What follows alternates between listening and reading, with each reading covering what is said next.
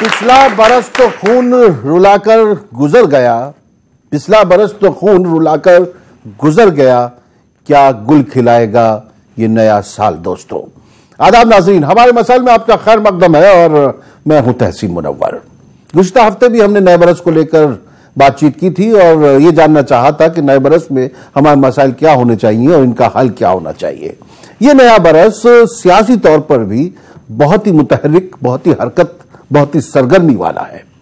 इस बरस आम लोकसभा इंतखाबात होने हैं, इस लिहाज से इस बरस हम लोग क्या कुछ हासिल कर सकते हैं अपने मसाइल को हल करवाने की समझ, क्योंकि ये महीना, ये जो साल है, ये ऐसा साल होगा कि जिसमें आप जो चाहेंगे वो आपको मिल सकता है। अभी आपने देखा कि 10% रिजर्वेशन का जो एक मामला है वो सामने आया और वो मिल भी गया, 2 दिन में फैसला भी हो गया। तो इस लिहाज से इस बरस पर गौर करेंगे, सियासी तौर पर ये साल हमारे लिए, हमारे वसाइल को हल करने के लिए कितना अहम हो सकता है, इस पर हम गौर करेंगे। और हमारे दरमियान 4 बहुत ही खास और अहम शख्सियात मौजूद हैं।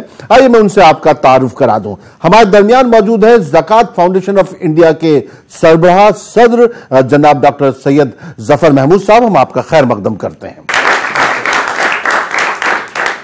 समाजी और सियासी तज्ज़िया निगार मुअर्रिख ख्वाजा इफ्तिखार साहब भी हमारे दरमियान मौजूद है, हम आपका भी खैर मकदम करते हैं।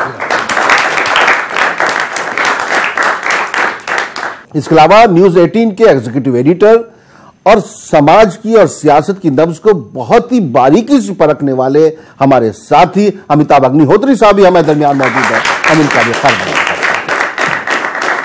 एक बहुत ही बड़ी शख्सियत, फिलहाल इन दिनों वो डायरेक्टर हैं जामिया हमदर्द में जो कोचिंग इंस्टीट्यूट है सिविल सर्विसेज का, उसके, लेकिन अपने पीछे एक बहुत बड़ी उनकी तारीख रही है। वो डायरेक्टर जनरल दूरदर्शन न्यूज रहे हैं, वो RNI के डायरेक्टर जनरल रहे हैं, उसके अलावा फिल्म डिवीजन के DG रहे हैं और सबसे अहम कि APJ अब्दुल कलाम साहब के मीडिया एडवाइजर रहे हैं, राष्ट्रपति भवन में काफी मुद्दत रहे हैं। APJ अब्दुल कलाम साहब पर उन्होंने किताबें लिखी हैं। जनाब SM खान साहब, हम उनका खैर मकदम करते हैं।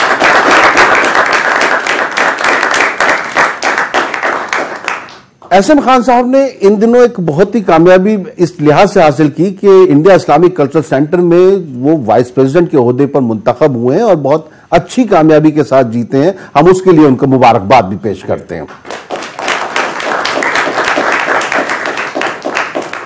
जफर महमूद साहब, सियासी तौर पर जैसा कि मैंने कहा कि बड़ा मुतहर्रिक साल है, तो और अभी गुज़िश्ता दिनों कांग्रेस ने एक महफिल सजाई थी जिसमें मुस्लिम इंटेलेक्चुअल्स को बुलाया था और उसमें वो मैनिफेस्टो यानी कि मंशूर तैयार करने के लिए उन्होंने आप सब लोगों से राय जानी थी। तो आपको क्या लगता है कि जो कुछ वहां पर आपने कहा और हमने आपकी रिलीज भी देखी थी जिसमें आपने कुछ मुतालबा भी किया था, वो मुतालबे पूरे हो सकते हैं और क्या हैं वो मुतालबे? मैंने वहाँ उनको ये याद दिलाया कि 2014 के इलेक्शन से पहले भी इसी तरह की एक मीटिंग हुई थी जिसमें कि राहुल गांधी खुद ही मौजूद थे, मुसलमानों के साथ मीटिंग थी। वहाँ पर मैंने बहुत ज़ोरदार तरीके से ये बात रखी थी कि जो सच्चर कमेटी की जो सिफारिशें हैं उसमें से जो सबसे अहम सिफारिश है उसके ऊपर कुछ नहीं हुआ। वो ये है कि सच्चर कमेटी ने यह कहा कि मुसलमान इन नटशेल हर मामले में बाकी सबसे पीछे हैं, शेड्यूल कास्ट से भी पीछे हैं, तालीमी और इक़्तिसादी और समाजी तीनों एतबार से पीछे चल रहा है। आमतौर से ये समझा जाता है कि मुसलमानों को टिकट नहीं मिलती पार्टीज के, या टिकट मिलते हैं तो वोट नहीं मिलता। ये सब भी सही है अपनी जगह, लेकिन सच्चर कमेटी ने यह कहा, जस्टिस सच्चर कमेटी ने, कि जो सबसे बड़ी वजह है जो कि आमतौर से लोग नहीं जानते, वो ये है कि शेड्यूल कास्ट के लिए जो सीटें रिजर्व होनी है उसके लिए कानून जो है डिलिमिटेशन एक्ट, उसका सेक्शन 91C ये कहता है कि वो इंतखाबी हल्के, वो चुनाव क्षेत्र जहां शेड्यूल कास्ट की आबादी सबसे ज्यादा परसेंटेज में है स्टेट में, वो रिजर्व किए जाने चाहिए शेड्यूल कास्ट के लिए। समझ में आने वाली बात भी है जी। लेकिन असलियत यह है कि शेड्यूल कास्ट की आबादी वहां 1%, 2%, 3% बहुत कम है, लेकिन मुसलमान की आबादी 50%, 60%, 70% है, वो रिजर्व कर दी गई हैं सीटें। तो उससे एक तीर से 2 शिकार, एक तो शेड्यूल कास्ट अपने को रिप्रेजेंट नहीं कर पा रहा, दूसरी चीज ये कि मुसलमान जहां पर बड़ी मेजॉरिटी में हैं, जहां उनके वोट से वो खुद इलेक्ट हो सकते हैं, वहां वो खुद इलेक्शन लड़ ही नहीं सकते।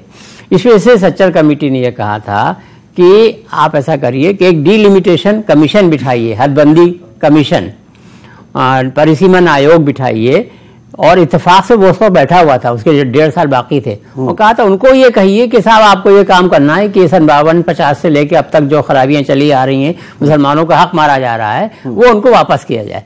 तो वो खाली कानून के खिलाफ वर्जी खत्म कर देनी और कुछ नहीं करना, कोई अलग से हक नहीं देना। शेड्यूल कास्ट की जितनी सीटें हैं वैसे ही रहेंगी, उसमें कोई फर्क नहीं पड़ने वाला। लेकिन मुसलमानों का जो हक मारा जा रहा है वो ठीक हो जाएगा, और मुसलमानों की तादाद जो है वो लोकसभा में, स्टेट असेंबली में अपने आप बढ़ जाएगी और उनके हक के हिसाब से।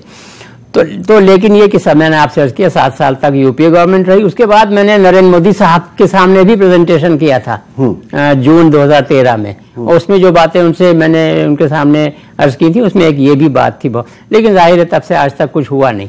तो अब मैंने उनसे कहा, जो उन्होंने कांग्रेस वालों ने मीटिंग बुलाई थी, कि आप बराए मेहरबानी अब करिए ये काम, अपने मैनिफेस्टो पे तो डालिए। आपने खुद सच्चर कमेटी अपॉइंट की थी, सच्चर कमेटी की सबसे मजबूत सिफारिश ये है, तो वो तैयार हो गए डालने के लिए। अब कहा तो है उन्होंने कि साहब हम वादा ही तो करना है, कौन सा पूरा करना। पिछली बार भी ऐसे ही हुआ था। जी ख्वाजा साहब, क्या मतलब इस सियासी बरस में बहुत कुछ हासिल किया जा सकता है या झुंझुने मिलेंगे?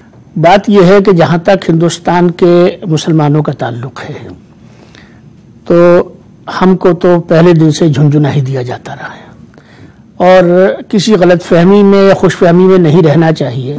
जहां तक वादों का ताल्लुक है, तो देखिए ये अब सीजन है, इस वक्त इस सीजन में तमाम सियासी पार्टियां जो हैं वो अपने अपने मैनिफेस्टो बना रही हैं। तो कागज की हद तक तो कुछ भी लिखवा सकते हैं आप, और लिखने वाले शायद आपकी बात को लिख भी दें, लेकिन जैसे आपने फरमाया बात लिखने की नहीं है। हकीकत यह है कि अगर हिंदुस्तान में तमाम वहदतों को बराबरी से मौके मिलने हैं, और हिंदुस्तान के प्रीएम्बल के जो जस्टिस के और इक्वलिटी के और लिबर्टी के जो प्रोविजंस हैं और जो गारंटीज हैं, उनको अगर जमीन पर लाना है, तो मैं समझता हूं कि हिंदुस्तान अब वहां पहुंच गया है 10% रिजर्वेशन के बाद। क्योंकि अब तक जो बात कही जाती थी वो ये कही जाती थी कि साहब 49.5 से आगे नहीं जा सकते, अब ये तय हो गया कि बिल्कुल जा सकते हैं, और 48 घंटे में सब कुछ हो सकता है। लिहाजा अब हिंदुस्तान ने अगर ये समझ लिया है कि रिजर्वेशन ही हमारे तमाम मसाइल का हल है, तो मैं आपके चैनल के तवस्सुस से ये कहना चाहता हूं कि तमाम सियासी जमातों को अब इस पर इत्तेफाक राय कर लेना चाहिए कि हिंदुस्तान में जो जिसकी जितनी आबादी है उसकी उतनी हिस्सेदारी को मुकर्रर कर देना चाहिए। हालांकि मैं उन लोगों में से हूं जो ये समझता है कि जिस रास्ते पर रिजर्वेशन के अब हिंदुस्तान को ले जाया जा रहा है, ये रास्ता हिंदुस्तान को तकसीम करने वाला रास्ता है, बांटने वाला रास्ता है, ये रास्ता हिंदुस्तान को जोड़ने का रास्ता नहीं है। एहसन खान साहब, क्या ये 2019 जो सियासी तौर पर बहुत सरगर्मी वाला बरस है, इसमें हम तालीम की तरफ ध्यान दें या सियासी तौर पर शऊर अपने अंदर पैदा करें? नहीं तहसीन, मेरा मानना यह है कि हमें दोनों मैदानों में आगे आना होगा। जैसे जफर भाई ने कहा कि पॉलिटिकल रिप्रेजेंटेशन नहीं है, क्योंकि गवर्नेंस तो पॉलिटिक्स से ही आती है। एजुकेशन बहुत इंपॉर्टेंट है, एजुकेशन से एक स्टूडेंट एम्पावर होता है, वो आला नौकरियों में जाता है, साइंटिस्ट बनता है, डॉक्टर बनता है, इंजीनियर बनता है। उसकी कमी है, बहुत ज़्यादा कमी है, उस पर बहुत काम हो भी रहे हैं और तादाद बढ़ भी रही है। But side by side political empowerment is very necessary, और उसमें ये जरूरी नहीं है, क्योंकि अब जो आप 3-4 महीने 6 महीने में आप कोई बहुत ज्यादा डिमांड्स नहीं रख सकते। जो 5 साल में नहीं हुआ या उससे पहले 10 साल की हुकूमत में नहीं हुआ, वो 3 महीने में कहीं नहीं हो सकता। वादे तो ले सकते हैं, मगर एक चीज हो सकती है जिसकी तरफ मैं तवज्जो दिलाना चाहूंगा, टिकट डिस्ट्रीब्यूशन। हर पार्टी से ये कहा जाए कि आप मुस्लिम्स को उनके पॉपुलेशन के हिसाब से रिप्रेजेंटेशन दें, at least in distributing the tickets. और उसमें ये जरूरी नहीं है कि आप ये देखें कि वह मुसलमान 35% है या नहीं, 40% है या नहीं। आप उसको एक सेक्युलर कंट्री में आप उस सीट से टिकट दीजिए जहां मुसलमानों की तादाद चाहे 10% हो, 15% हो, उसको वहां से जिताइए अपनी पार्टी की स्ट्रेंथ पे। Then it is a real secular nation. जब एक बार नेहरू जी ने अबुल कलाम आजाद साहब को कहा एक मुस्लिम डोमिनेटेड कॉन्स्टिट्यूएंसी से लड़ने के लिए, तो उन्होंने मना कर दिया कि मैं सेक्युलर इंडिया का लीडर हूं, आप मुझे एक मुस्लिम कॉन्स्टिट्यूएंसी में खाली इस बेसिस पे कि वहां मुसलमानों की तादाद ज्यादा है मैं वहां से लड़ूं, मैं नहीं लड़ूंगा। मैं उस कॉन्स्टिट्यूएंसी से लड़ूंगा जहां मुसलमानों की तादाद चाहे कम हो, बराबर हो। मैं सेक्युलर लीडर हूं सेक्युलर कंट्री का। तो जब तक पार्टियां ये नहीं समझेंगी। जवाब क्या दिया था उसका कि क्या हारना चाह रहे हो? हाँ, नेहरू साहब ने ये कहा, ये तो बताइए। तो मगर अगर सेकुलर पार्टियां जो अपने आप को सेकुलर कहती हैं, सभी पॉलिटिकल पार्टीज अगर ये ढूंढती रहेंगी कि मुसलमान 40% होगा तो हम टिकट देंगे, 50 होगा तो फिर मुस्लिम रिप्रेजेंटेशन जीत तो देखनी पड़ती है ना कि कौन जीत नहीं जिताइए, पार्टी की स्ट्रेंथ पे जिताइए, पार्टी की सेफ सीट से टिकट दीजिए मुसलमान को। अमिताभ जी, मैं आखिर में आपको इसलिए मैंने रखा कि आप सुन लें इन सब का। मुझे खरीदने ऐसे भी लोग आते हैं कि जिनके कहने से कीमत घटानी पड़ती है। जब चुनाव होते हैं तो बहुत से अब मुसलमान जो है वो अपने आप को इस तरीके से हैरान और परेशान पाता है जब वोट देने जाता है, तो फिर उसे ऐसा लगता है कि हमें एक ही पार्टी के खिलाफ वोट देना है, फिर वादे सारी चीजें तमाम तारीख जो है भूल जाता है वो। आपको क्या लगता है ये साल 2019 जो है उसके लिए किस तरह उम्मीदों का साल हो सकता है? मुझे लगता है कि ये साल इसका नहीं कि किस पार्टी के घोषणा पत्र में हम क्या डलवा दें। 70 साल में कितने घोषणा पत्र आए और चले गए। हमने जवाहरलाल नेहरू की हुकूमत भी इस मुल्क ने देखी और मोदी साहब की भी देखी, बीच के तमाम लोग आए गए। छोड़ दीजिए, वो जो सबको मालूम है जन्नत की हकीकत क्या है। मैं मानता हूं मुसलमानों को 2-3-4 काम करने चाहिए। एक बात जो खान साहब ने कही, सहारनपुर, रामपुर और बरेली से बाहर निकालिए, पॉकेट्स में कन्फाइन मत करिए, ये रास्ता ठीक नहीं जाएगा। विस्तार करेंगे, थोड़ा ज्यादा एनर्जी लगेगी, थोड़ी ज्यादा ऊर्जा लगेगी, लेकिन अंत में उसका बेहतर नतीजा होगा। एक दूसरी बात मैं कहूंगा, आत्मचिंतन का समय है ये, सेल्फ असेसमेंट का, एनालिसिस का। सब कुछ सरकारें नहीं कर सकती, नहीं तो 72-73 साल के रिजर्वेशन में सारे दलित मेन स्ट्रीम में नहीं आगे होते क्या?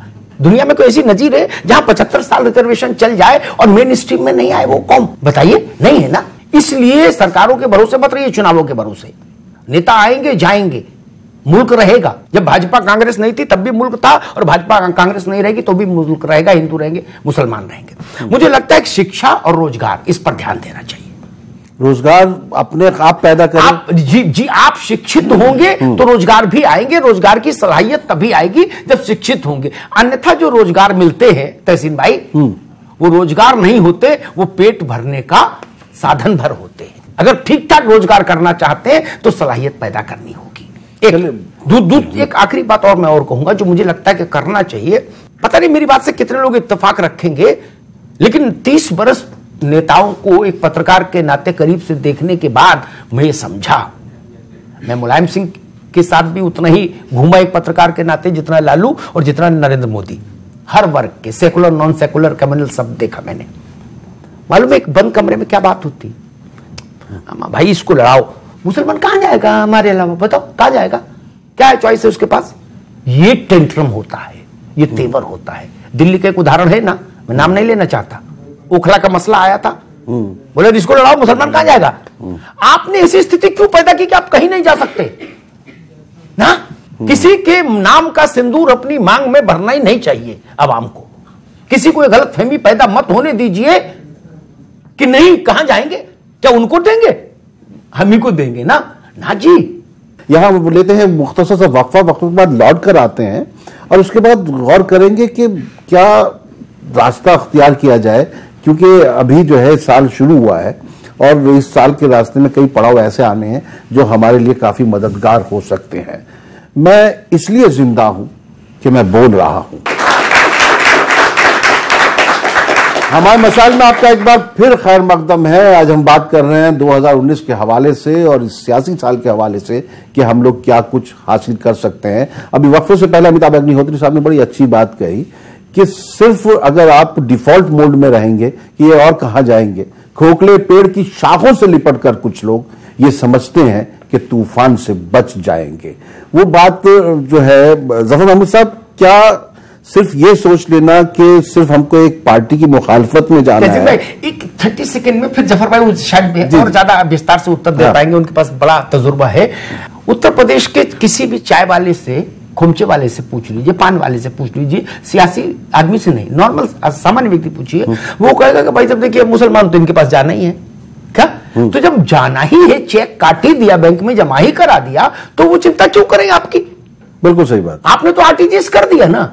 उत्तर प्रदेश में जनमत सर्वे संग्रह कर लीजिए, लोग कह रहे वो तो वहीं जाएंगे।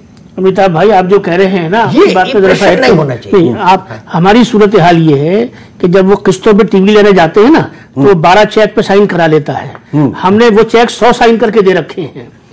समझ रहे हैं आप मेरी बात? तो आपकी बात बिल्कुल 100% सही है। उन्हें मालूम है चेक तो पड़ा है, साइन हुए में, भरेंगे और तारीख भरेंगे और भुना देंगे इसको।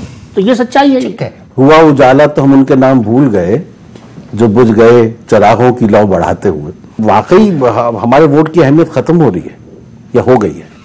नहीं, वोट की अहमियत बिल्कुल कोई ख़त्म नहीं हुई है, लेकिन उसमें दो तरह के अप्रोचेस होनी हैं और दोनों अप्रोचेस बराबर के हिस्सेदार हैं और उनकी बराबर की अहमियत है। एक जो अमिताभ साहब ने तवज्जो दिलाई वो बिल्कुल सही है कि आदमी को, कम्युनिटी को, मिल्लत को अपने अंदर से अपने को मजबूत करना चाहिए। अपनी दुनिया आप पैदा कर अगर जिंदों में है, ये अल्लामा इकबाल सिखा गया आज से 75 साल पहले, तो हमें वो तो करना ही है। वो तो उसमें काफ़ी हद तक काम हो रहा है, ऐसा नहीं है कि सब सोए बैठे हैं। और शायद कोई दूसरी कम्युनिटी, माइनॉरिटीज़ में कम से कम ऐसी हो जिसने पिछले आज़ादी के बाद से लेकर के, बल्कि और थोड़ा पहले से ले लीजिए, पिछले 60, 70, 80 साल के अंदर मुनव्वर साहब, कोई कम्युनिटी होगी जिसने 10, 11, 12, 1 दर्जन यूनिवर्सिटीज कायम की हों। मुसलमानों ने की हैं कायम, अब लगातार चल रहा है, अभी भी है सिलसिला, ऐसा नहीं है। और तालीमी इदारे, एजुकेशनल इंस्टीट्यूशन और दूसरे कॉलेजेस और स्कूल्स तो कम से कम 1 लाख हैं मुसलमानों का कायम किए हिंदुस्तान में, उसमें कोई वो नहीं, और ज़्यादा होना चाहिए, ये बात बिल्कुल सही है। लेकिन ये कि ये बात अपनी जगह सही है कि अगर मुसलमान का कानून के खिलाफ वर्जी करके हक मारा जा रहा है पिछले 75 साल से, पिछले 50 साल से, 70 साल से, तो वो हक ठीक होना चाहिए। अमिताभ साहब को ये भी कहना पड़ेगा कि हाँ, अगर आपका हक कानूनन मारा जा रहा है तो मैं आपके साथ हूँ और आपका हक उस्तवार किया जाना चाहिए। मैंने वो बात कही थी। उसके मतलब ये नहीं है कि अपनी तौर के ऊपर, अंदरूनी तौर के ऊपर मिल्लत अपने लिए कुछ ना करे। मिल्लत तो अपने लिए इतना कर रही है कि शायद ही कोई कंपैरिजन मिलेगा। फिर भी ये बात बिल्कुल सही है कि कम्युनिटी को, खासतौर से जो सीट्स रिजर्व नहीं है, जहां मुसलमान बड़ी तादाद में, ऐसी भी बहुत सीटें हैं, वहां मुसलमानों को 100% वोट देने जाना चाहिए। अभी एक ग्रुप ने ये पता लगाया है कि 3 करोड़ लोग वोटर लिस्ट में से निकाल दिए गए हैं। ये नहीं कि है नहीं, निकाल दिए गए हैं 3 करोड़ लोग, और उसमें से बहुत बड़ी तादाद मुसलमानों की है डिस्प्रोपोर्शनेटली।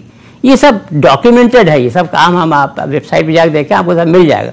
तो अपने को कानूनी तौर के ऊपर वापस वोटर लिस्ट में डलवाना, ये काम है मुसलमान का। उसके बेदारी पैदा होनी चाहिए अपने ये कि वो वक्त उनका वोट जाए ना हो, इस्तेमाल हो प्रॉपरली। तो अगले 5 महीने जो है सियासी तौर पर बड़ा एक्टिव होना है लोगों को। हाँ, कोई सवाल पूछ रहे थे उधर से? सर, मैं ये कहना चाहता हूँ, आप सभी से एक सवाल है, क्या ऐसा नहीं हो सकता कि अभी जैसे 10% रिजर्वेशन आ रहा है उन लोगों के लिए जिनकी तनख्वाह 8 लाख से नीचे है, तो सर अगर रिजर्वेशन हो ही ना, आर्थिक तौर पे छोड़िए सर, आप शिक्षा के उसमें भी देख लीजिए, कहीं ना कहीं किसी ना किसी को कितना % रिजर्वेशन मिल चुका है।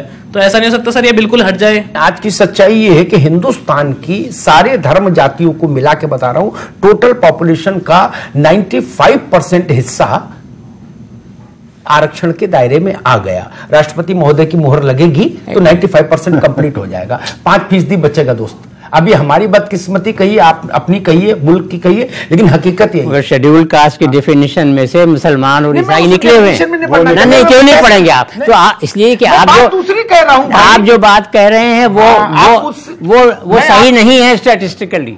नहीं, ये जो 10% में तो आ जाएगा ना। That's what I'm saying।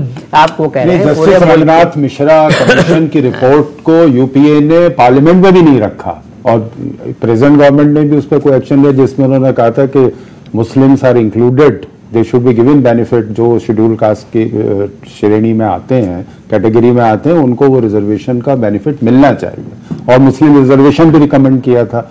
तो वो किसी भी सरकार ने इवन वो रिपोर्ट पार्लियामेंट के सामने नहीं रखी है। तो अगर कांग्रेस से ये डिमांड की जाए, मैं उसी पर आ रहा हूं, अगर कांग्रेस से ये डिमांड की जाए कि आप अपने मैनिफेस्टो में ये डालेंगे, जस्टिस रघुनाथ मिश्रा कमीशन की रिपोर्ट मौजूद है, यूपीए ने तो हम तभी आपको वोट देंगे, नहीं तो हम बीजेपी को वोट देंगे। UPA has appointed that commission. जी, 1996 में जब नरसिम्हा राव जी हिंदुस्तान के प्राइम मिनिस्टर थे, उस वक्त मंशूर लिखा था, मंशूर मुस्लिम, जिसको हिंदी, अंग्रेजी और उर्दू तीनों जबानों में हमने शाये किया। प्राइम मिनिस्टर नरसिम्हा राव ने हैदराबाद हाउस में उसको रिलीज किया और उसके अंदर proportionate representation for minorities in judiciary, in legislature, in bureaucracy, ये उसके अंदर शामिल था और उन्होंने उसको ऑफिशियली रिलीज किया और ये कहा, रिकॉर्ड पर मौजूद है, मिनिस्ट्री ऑफ इंफॉर्मेशन ने वो तहरीर छाप रखी है, उसमें ये कहा कि ये मंशूर जो ख्वाजा साहब ने लिखा है, ये जितना मंशूर हिंदुस्तान के मुसलमानों का है उतना ही मंशूर मेरा है। देखिए, बाबरी मस्जिद की शहादत के बाद 7 दिसंबर 1992 को जब हिंदुस्तान का मुसलमान उठा तो वो ख्वाब गफलत से उठ गया और उसकी समझ में 2-3 बातें आ गई। पहली बात उसकी समझ में ये आई कि मेरी लीडरशिप मुझे नहीं बचा सकती। दूसरी बात उसकी समझ में ये आई कि सेकुलर लीडरशिप मेरे साथ खड़ी नहीं हो सकती। तीसरी बात उसकी समझ में ये आई कि सियासत मुझे कुछ दे नहीं सकती। लिहाजा एक गली के अंदर आम मुसलमान, गरीब मुसलमान, नादार मुसलमान जो है उसकी समझ में ये आ गया कि मुझे कारोबारी तौर पे अपने आप को दुरुस्त करना है, मुझे तालीम की तरफ ले जाना है, मुझे रोजगार की तरफ ले जाना है। जो बात अमिताभ भाई कह रहे थे, आज हिंदुस्तान के किसी भी बस्ती में आप चले जाइए, हिंदुस्तान का मुसलमान अनऑर्गेनाइज सेक्टर में है और अनऑर्गेनाइज सेक्टर के अंदर उसने रोजगार के अंदर जो है वो बहुत अपने आप को वो आगे लेकर गया है। और हकीकत ये कि जो लोग ये कहते हैं कि हिंदुस्तान का मुसलमान मेन स्ट्रीम में नहीं है, हमारी ऑर्गेनाइज्ड जो इंडस्ट्री है उसकी जो रीढ़ की हड्डी है वो ये अनऑर्गेनाइज सेक्टर है जिसका हम कभी जिक्र नहीं करते। जहां मसला तालीम का ये है कि मेरा ताल्लुक पुरानी दिल्ली से रहा। पुरानी दिल्ली के अंदर जो है एक भी किसी इंग्लिश मीडियम स्कूल की बस का आप तस्वुर नहीं कर सकते थे।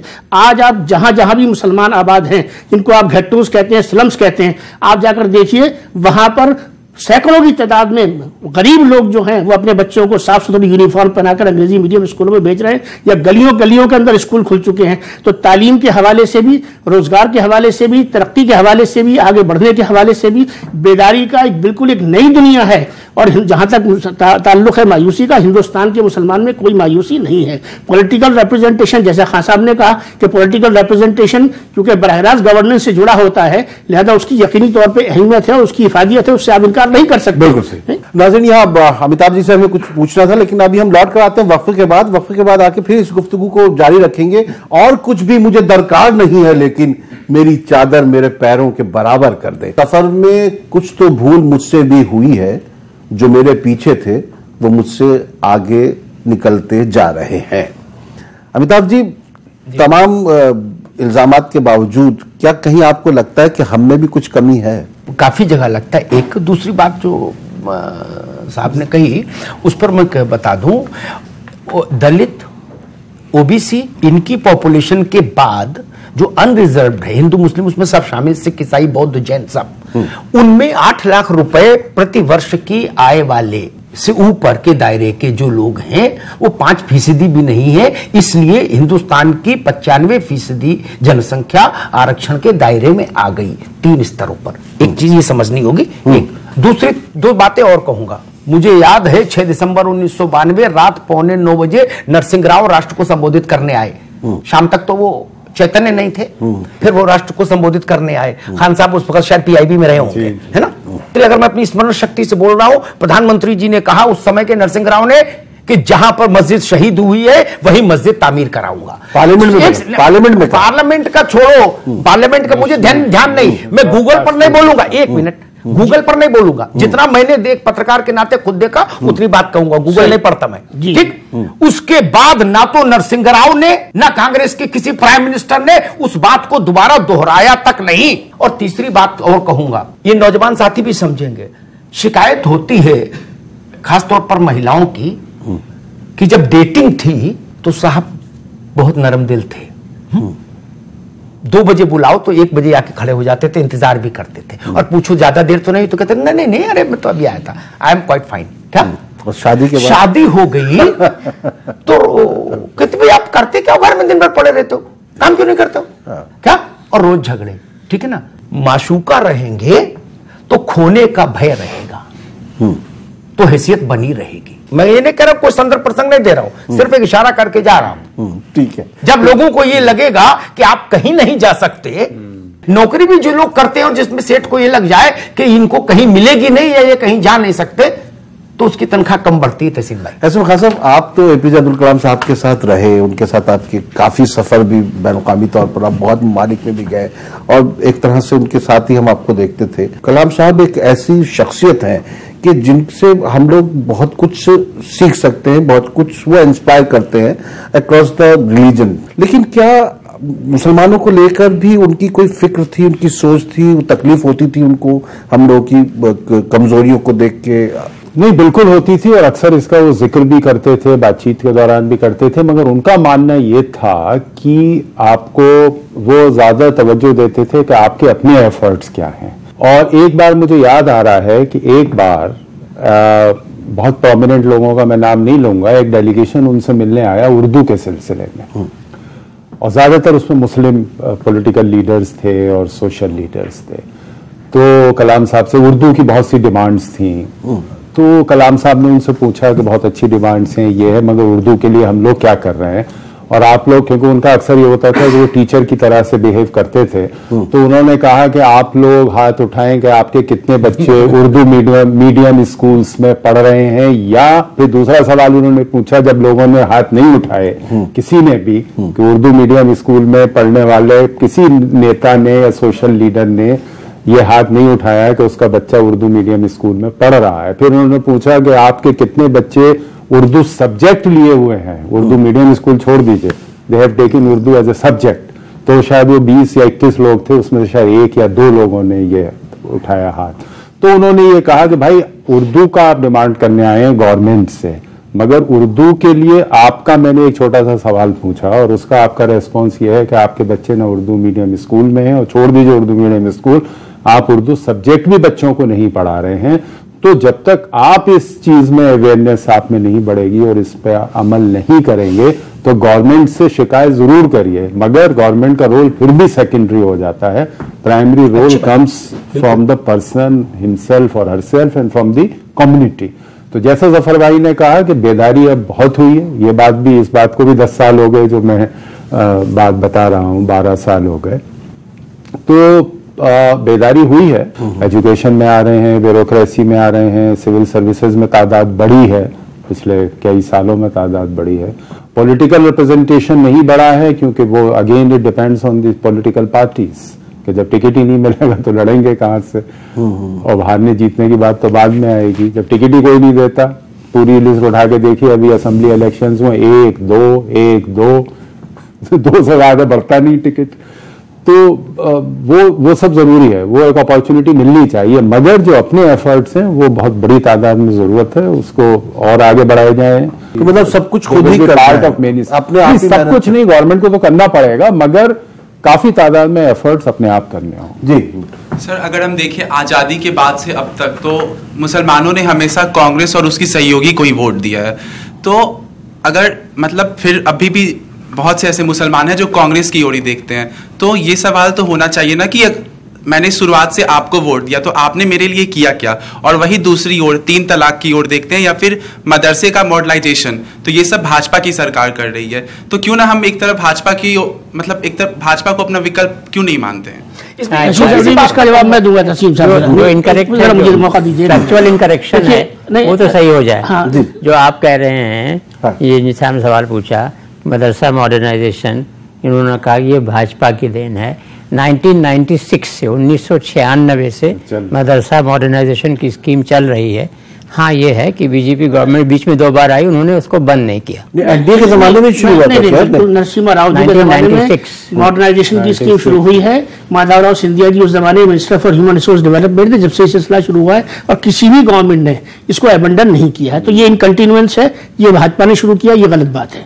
आपने जो बात कही है, ये जनरल परसेप्शन है कि हिंदुस्तान का मुसलमान भाजपा को वोट नहीं देता। 2014 का इलेक्शन है, मैं ऑन रिकॉर्ड बात कर रहा हूं, मुझे पूरा नाम याद नहीं रहा उस सेफोलॉजिस्ट का, देशमुख उनका देशमुख, हाँ। तो ये उस वक्त सेफोलॉजिस्ट थे और एनालिसिस आ रही थी। उस बुलेटिन में यह कहा गया कि हिंदुस्तान के 15% मुसलमानों ने भारतीय जनता पार्टी को वोट दिया है। एक बात।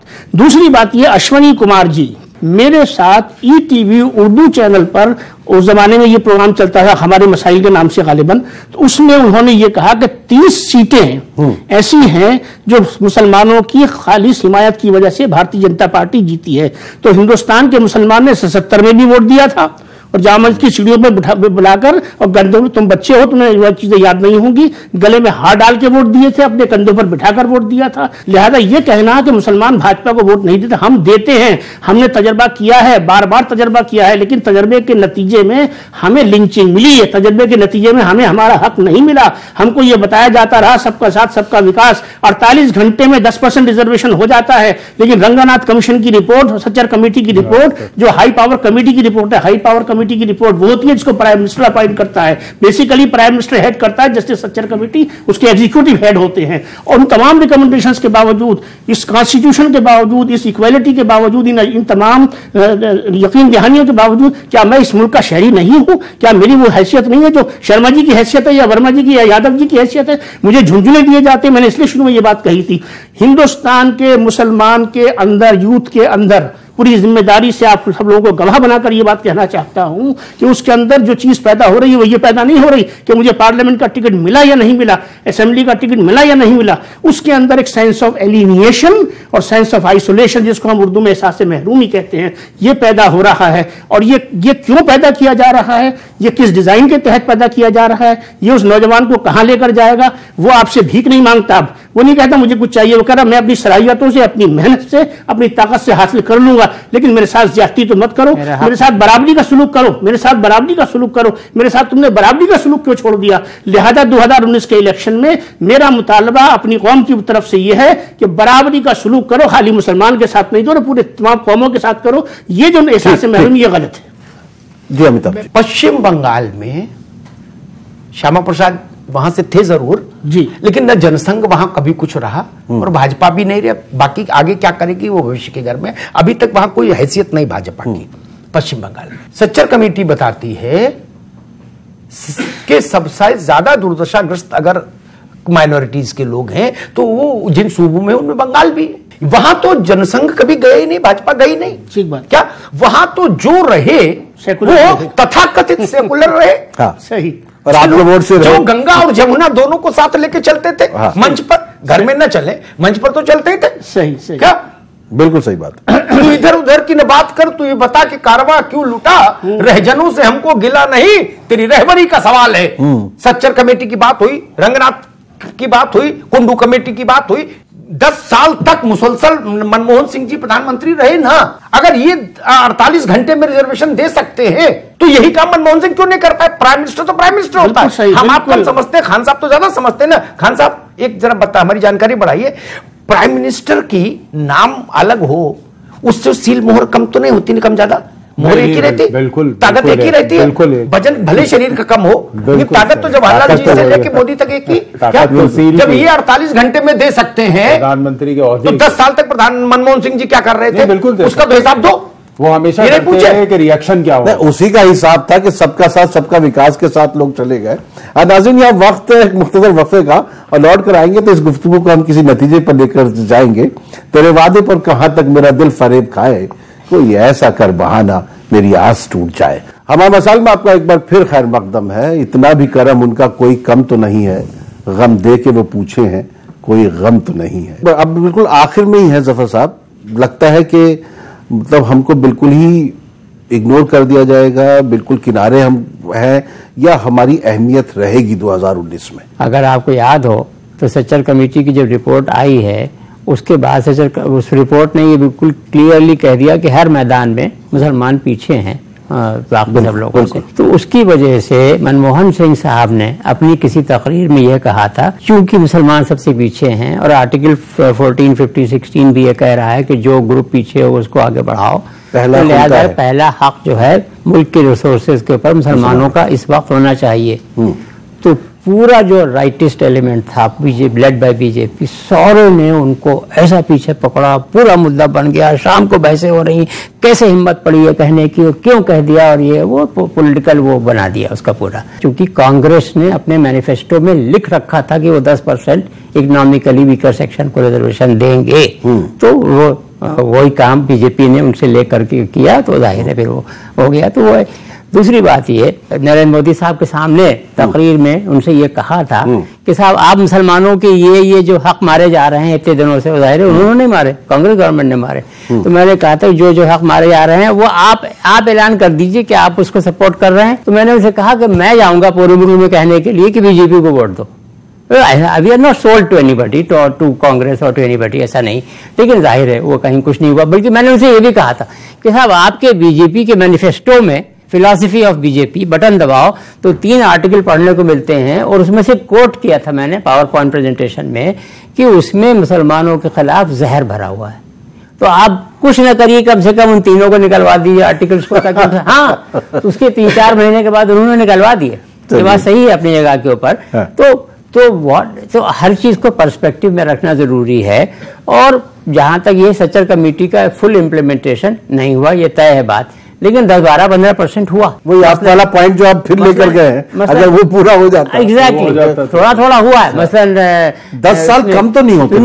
वक्फ एक्ट में तरमीम होनी थी, तो 18 तरमीमें बताई गई थी कि ये अमेंडमेंट होना चाहिए। उसमें से 2013 के अमेंडमेंट बिल में 18 में से 13 तरमीमें मान ली गई, वो हो गया।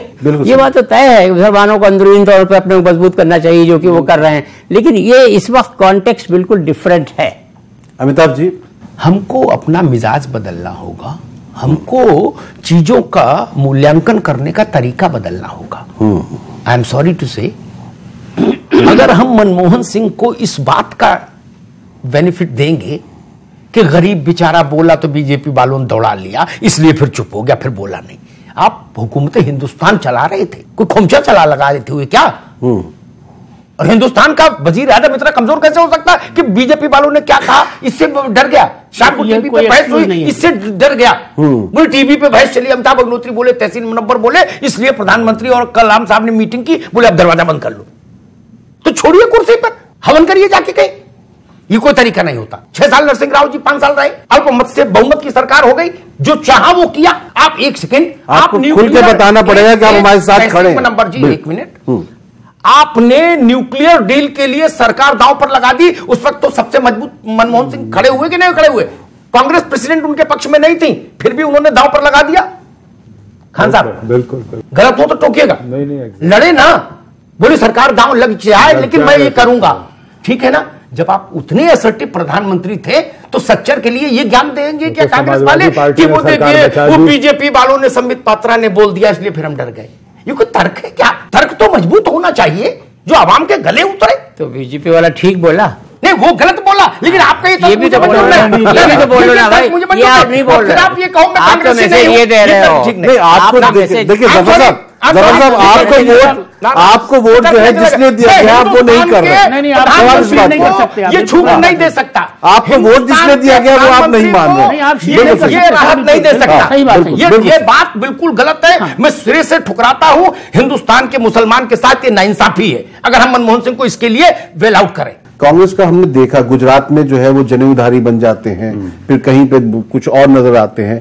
कांग्रेस सॉफ्ट हिंदुत्व की तरफ बढ़ती है, कभी हार्ड हिंदुत्व की बढ़ती है।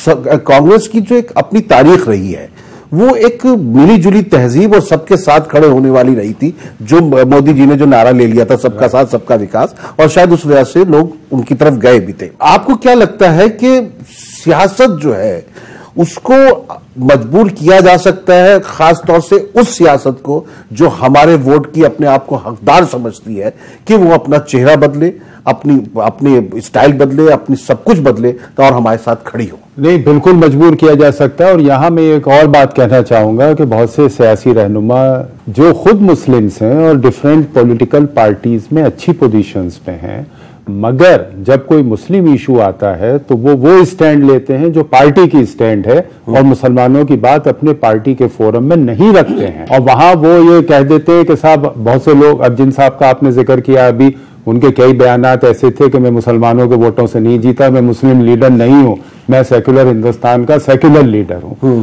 अब कौन जीता मुस्लिम वोटों से या कौन नहीं जीता, मगर जो मुसलमानों का एक कॉमन मिनिमम प्रोग्राम है, जब मुसलमानों का डेप्रीवेशन हो रहा है, जब मुसलमानों के हक की बात है, तो अगर वो सियासी रहनुमा, जो सियासी लीडर मुस्लिम, चाहे वो बीजेपी में हो या कांग्रेस में हो या समाजवादी पार्टी में हो या बहुजन समाज में हो या तृणमूल कांग्रेस में हो, उसको बात को रखने के लिए अपने अध्यक्ष की तरफ नहीं देखना चाहिए, उसको उस बात को प्रॉपर रखना चाहिए, पार्लियामेंट में रखना चाहिए। और पार्लियामेंट में बहुत सी चीजें ऐसी होती हैं जिन पे विप नहीं होता। अगर विप से तो आप डर सकते हैं, थोड़ी ना बोलने पे कोई विप पहले नहीं बोल है। के दिखा दीजिए, आप जैसे डिस्कशंस होते हैं उसमें आप बोलिए, चाहे आप अपनी पार्टी के खिलाफ आपको बोलना पड़े या सरकार के खिलाफ बोलना पड़े, आप विप से बाउंड नहीं है। डिबेट में बोल दीजिए। आखिर में इफ्तिखार साहब, बिल्कुल आपसे मैं क्लोज करवाना चाहता हूँ। ये इसलिए करते हैं कि टिकट वहां से मिलता है, प्लेसमेंट वहां से मिलता है। टिकट और प्लेसमेंट की सियासत हो रही है, नाम मुसलमान होता है, मुस्लिम सियासत कोई नहीं होती। एक बात। दूसरी बात ये, हिंदुस्तान में कोई क्रेडिबल मुस्लिम लीडरशिप नहीं है। तीसरी बात ये, हिंदुस्तान का मुसलमान किसी भी अहरे गहरे नत्तु खैरे के कहने से न वोट इधर देता है न उधर देता है। हिंदुस्तान का मुसलमान अपने जमीर के तौर पर, अपने चीजों को खुद समझ के अपने तौर पर वोट देता रहा है। जो बात क्लोज में कहना चाहता हूं वो ये है कि हिंदुस्तान के मुसलमान को आज़ाद फिक्र को इख्तियार करने की ज़रूरत है, साइंटिफिक टेम्परामेंट को इख्तियार करने की ज़रूरत है।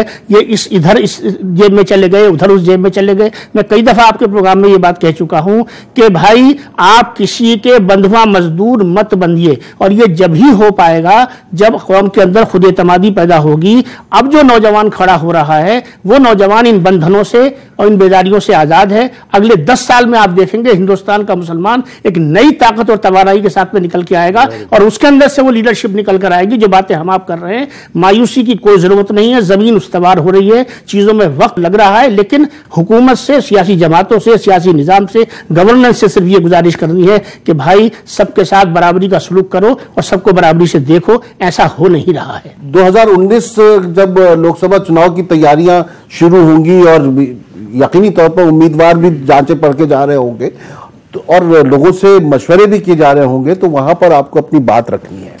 साफ कहना है कि हम आपके साथ सिर्फ उस सूरत में खड़े होंगे जब आप हमारे ये मुतालबे पूरे करें। कोई भी हो, किसी भी सियासी पार्टी के लिए नहीं कह रहा हूं मैं, जो सियासी पार्टी आपके साथ खड़ी हो जाए, जो सियासी पार्टी आपके बारे में फिक्र करे, आपके मुस्तकबिल के बारे में फिक्र करे, उसके बारे में आप सोचिए और वोट जरूर दीजिए। और जैसा कि जफर महमूद साहब ने कहा है कि बहुत से इलाकों में लोगों के वोटर लिस्ट से उनके नाम गायब हो चुके हैं, वहां पर जाकर आप अपने नाम डलवाइए।